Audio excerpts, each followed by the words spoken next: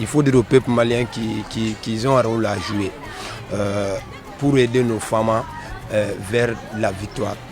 Et ce rôle, ce serait de les aider par exemple par des informations d'abord.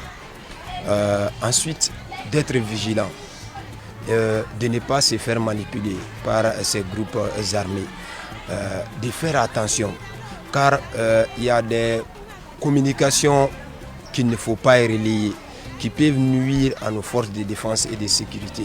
Donc les gens doivent faire extrêmement attention sur les réseaux sociaux, car cette guerre ne se mène pas seulement sur le terrain, ça se mène aussi sur le plan communicationnel.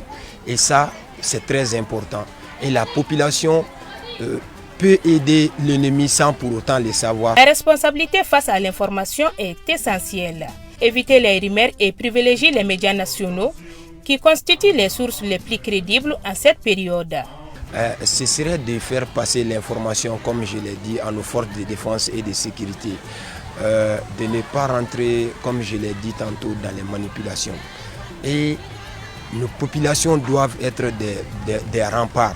Ils ne doivent pas suivre les idéaux de ces gens-là, qui des fois paraît comme un combat religieux, alors que ce n'est pas ça en réalité, c'est de la manipulation.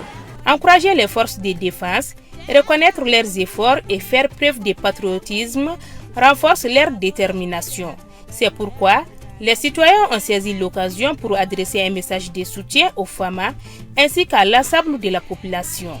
À nos hommes d'abord qui sont mobilisés sur le terrain, il faut dire que ces 2 jours-là, notre pays a été meurtri.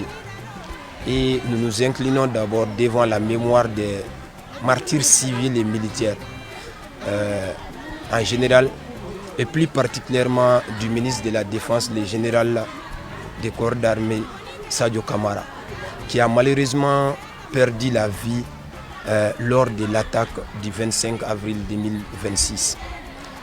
Nous nous inclinons d'abord devant leur mémoire et nous disons au peuple malien, à nos femmes, d'être courageux, de ne pas se démotiver, de rester mobilisés, de rester déterminés. Comme je l'ai dit tantôt, ça fait partie de la vie de la nation.